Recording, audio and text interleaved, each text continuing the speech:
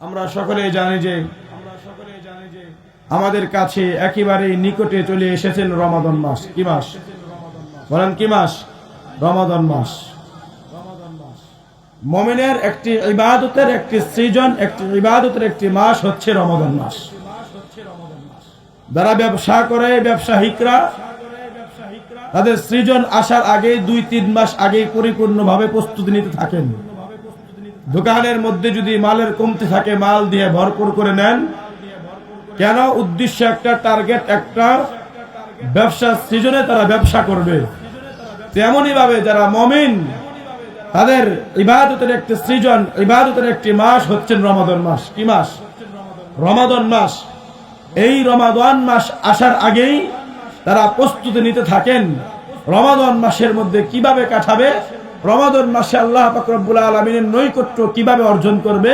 যারা মুমিন, প্রকৃতপক্ষে যারা মুমিন, তারা এই প্রস্তুতি নিতে থাকেন। কথা ঠিক না? ঠিক। তাদের মনের মধ্যে আনন্দ লাগতে থাকে যে রমজান মাস আসবে, আবার সাহারি খাবো, আবার ইফতার করবো, সারাদিন না খেয়ে থাকবো। কত আনন্দের একটি মাস, কত বরকতপূর্ণ একটি মাস, কত রহমতপূর্ণ একটি মাস, কত নাজাতের একটি মাস। মুমিনদের হৃদয়ের মধ্যে প্রফুল্লের বাজনা বাজতে থাকে। কিন্তু একদল মানুষ আছে, রমাদান মাস যখনই আসার শুরু হতে লাগে, যখনই রমাদানের মেসেজ আমাদেরকে দিতে থাকে, একদল মানুষের মন খারাপ হয়ে যায়। কথা বলেন ঠিক না? ঠিক। তাদের মন খারাপ হয়ে যায়। কেন? তারা তো 11 মাস ওপেনে খাবার দাবার খেয়েছে। রমাদান মাসে তো ওপেনে খাবার দাবার করতে পারবে না, খাওয়া দাওয়া করতে পারবে না। চোরের মতো গিয়ে দোকানের হোস্টেলে পর্দার ভিতরে ঢুকে গোপনে গোপনে পান করতে পারবে। গোপনে গোপনে পান করতে হবে। এই টেনশনে, এই পেরেশানিতে না খেয়ে থাকতে হবে একটি মাস। তারা খুবই পেরেশানি হয়ে যায়, খুবই চিন্তিত হয়ে যায়। কথা বলেন ঠিক না? ঠিক। আর যারা মুমিন, তাদের মনের মধ্যে, দিলের মধ্যে আনন্দের উল্লাস উচ্চবিত হয়। তারা রমজানের রোজা রাখবে, রমজানে তারাবি পড়বে, সাহারি খাবে, ইফতার করবে। তাদের এই আনন্দ তাদের দিলের মধ্যে চমকাইতে থাকে। কথা ঠিক না? ঠিক। কিন্তু মুহতারাম হাজরিন, প্রিয় ভাইয়েরা আমার, যারা মুমিন তাদের এমনই হওয়া উচিত। কিন্তু যারা মুমিন না, রমাদানের রোজাকে পছন্দ করে না। একদল মানুষ আসে, দেখবেন রমজানের রোজাকে পছন্দ করে না। কি কথা ঠিক না? ঠিক। তারা রমাদানের রোজাকে ভালোবাসে না, পছন্দ করে না, বলে কেন না খেয়ে থাকতে হবে সারাদিন। তো আমাদের একটি সৃজন আসতেছে রমাদান মাস। দেখেন গত রমাদানে কত মানুষ এই দুনিয়ার জমিনে ছিল, কিন্তু আজ তারাই জমিনে নাই। এমনও হতে পারে আপনি আমি এই জমিনে থাকবো না। হায়াতের কোনো গ্যারান্টি আছে? বলেন, কোনো গ্যারান্টি নাই। যে হায়াতের কোনো গ্যারান্টি নাই, নিঃশ্বাসের কোনো বিশ্বাস নাই, সেই নিঃশ্বাস নিয়ে, সেই হায়াত নিয়ে এই দুনিয়াতে আমি আপনি কত বাহাদুরি করি। প্রিয় ভাইয়েরা আমার, লক্ষ্য করে দেখুন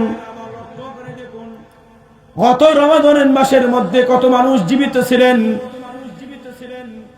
আজ রমাদান মাস একেবারেই নিকটে চলে আসছেন।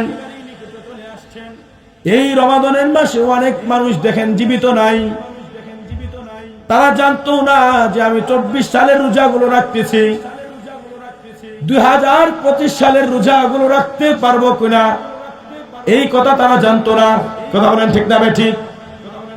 কিন্তু রমাদান মাস আমাদের জন্য একটি গুরুত্বপূর্ণ একটি মাস, আমলের মাস, ইবাদতের মাস, আল্লাহ পাক রব্বুল আলামিনের নৈকট্য অর্জন করার মাস। এই মাস আসার আগেই 2 মাস আগে আল্লাহর হাবিব সাল্লাল্লাহু আলাইহি সাল্লাম আল্লাহর কাছে দোয়া করতেন আর বলতেন, আল্লাহুম্মা বারিক লানা ফি রজব ওয়া শাবান ওয়া বাল্লিগনা রমাদান। আল্লাহর কাছে দোয়া করতেন, ওগো আল্লাহ, আপনার কাছে আমি হায়াত ভিক্ষা চাই, আমি রাসূল আপনার কাছে হায়াত ভিক্ষা চাই। যেহেতু শাবান মাসের মধ্যে চলে এসেছি, আমি রমজান মাস 2টা মাস বাকি আছে গো আল্লাহ। এখন যদি আমি হাবিবের হায়াত এই মাসের মধ্যে শেষ হয়ে যায়, আমি আল্লাহর কাছে হায়াত ভিক্ষা চাই, ওগো আল্লাহ, আপনি আমার হায়াতটাকে বৃদ্ধি করিয়া আপনি আমার হায়াতটাকে রমজান মাস পর্যন্ত পৌঁছায় দেন। জোরে বলেন সুবহানাল্লাহ। দোয়া কে করেছেন? আল্লাহর হাবিব আল্লাহর কাছে দোয়া করেছেন। আল্লাহর হাবিব বলেন, রমাদান মাস আসার আগে একটি রাত্র আছে যেটাকে হাদিসের ভাষায় বলা হয় লাইলাতুন নিসফি মিন শাবান, যেটাকে আমরা বলে থাকি শবে বরাত। কি বলে থাকি? শবে বরাত। অর্থ এটা ভাষা হচ্ছে ফার্সি ভাষা, আরবি ভাষা, রাসূলের ভাষা হচ্ছে লাইলাতুন নিসফি মিন শাবান। যখন 15 শাবান চলে আসে ওইটাকে আমরা বলি শবে বরাত। কিন্তু আজ জমিনের মধ্যে লক্ষ্য করলে দেখা যায় এই শবে বরাতটাকে আমি আপনি এরকম ভাবে কাটাই, আনন্দ উল্লাসের একটি রাত্র বানায় নেই, আনন্দ উল্লাসের একটি রাত্র বানায় নেই। অথচ আল্লাহর হাবিব এই রাত্রের মধ্যে কি কি আমল করেছেন? আল্লাহর হাবিব সাল্লাল্লাহু আলাইহি সাল্লাম এই রাত্রের মধ্যে আল্লাহ পাক রব্বুল আলামিনের ইবাদত করেছেন। আম্মা জান আয়েশা সিদ্দিকা রাদিয়াল্লাহু তাআলা আনহা বর্ণনা করেন, আমার ঘরের মধ্যে রাসূল সাল্লাল্লাহু আলাইহি সাল্লাম রাত্রে ভ্রমণ করলেন। ভ্রমণ করার পর শরীরের জামা কাপড়গুলো খুললেন, খোলার পর আবার শরীরের কাপড়গুলো পরিধান করে আমার ঘর থেকে বের হয়ে গেলেন। আমি আয়েশা চিন্তিত হয়ে গেলাম। আমি আয়েশার আত্মমর্যাদার মধ্যে আঘাত লাগলো। আমার রাসূল আমার ঘরে এসে আবার চলে গেলেন, কারণটা কি? আমার মনের মধ্যে খটকা লাগলো। মনে হয় আমার রাসূল আমার ঘর থেকে গিয়া আমার অন্য কোনো সতীনের ঘরে চলে যায় কিনা, তাকে সময় দেয় কিনা। আমি আয়েশা সঙ্গে সঙ্গে রাসূলের পিছনে পিছনে বের হয়ে গেলাম। আমি গিয়া সমস্ত রাসূলের সমস্ত বিবিদের ঘরের মধ্যে তালাশ করে দেখি একজন বিবির ঘরের মধ্যেও রাসূল নাই।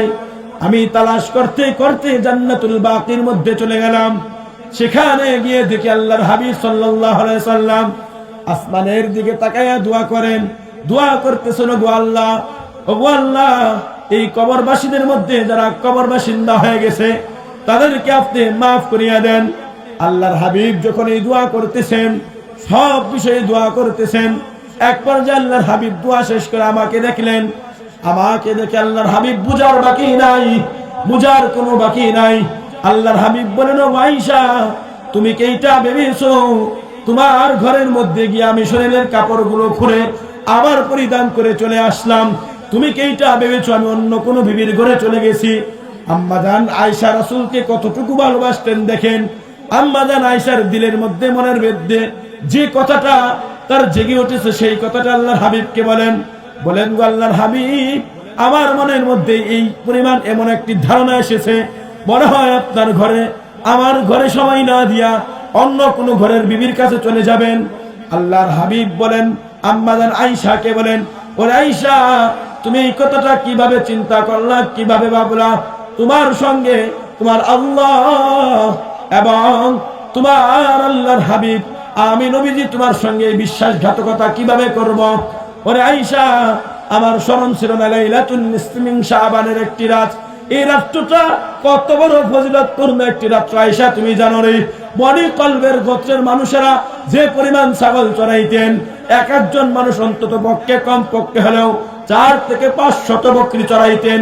আল্লাহর হাবিব আয়েশাকে বর্ণনা করে বলেন, ওরে আয়েশা, তুমি শুনে নাও, আল্লাহ পাক রব্বুল আলামিন এই যে রাত্রটা আজকে দেখতেছো, এই রাত্রের মধ্যে কি পরিমাণ মানুষের গুনাহগুলো ক্ষমা করেন, কি পরিমাণ মানুষকে জাহান্নাম থেকে মুক্তি দিয়ে দেন, কি পরিমাণ মানুষকে নাজাতের ব্যবস্থা করে দেন।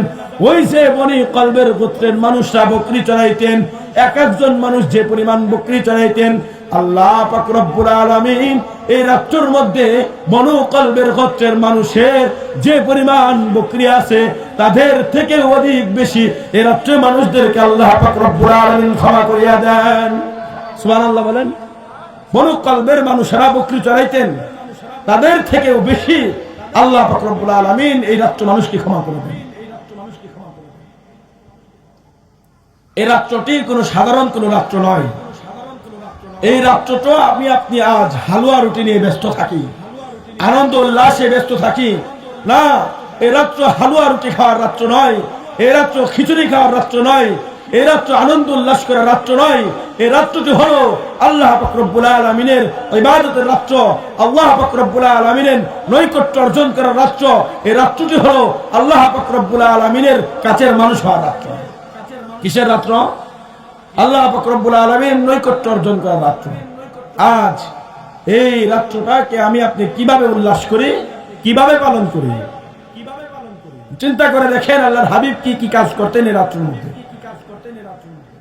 ইযা কানা লাইলাতুন নিসফি মিন শাবান ফাকুমু লাইলাহা ওয়া সুমু নাহারাহা। আল্লাহর হাবিব এই রাত্রে জাগরণ করতেন, রাত্রে ইবাদত করতেন, পরের দিন একটি রোজা রাখতেন। কি করতেন? পরের দিন একটি রোজা রাখতেন। এক রাত্র জাগরণ করতেন, দ্বিতীয় পরের দিন রোজা রাখতেন। তৃতীয়ত হচ্ছে কবর জিয়ারত করতেন। কিভাবে কবর জিয়ারত করতেন?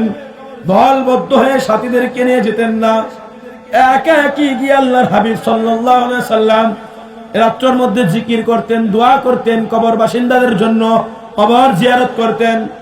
কেন কেন কবর জিয়ারত করতেন?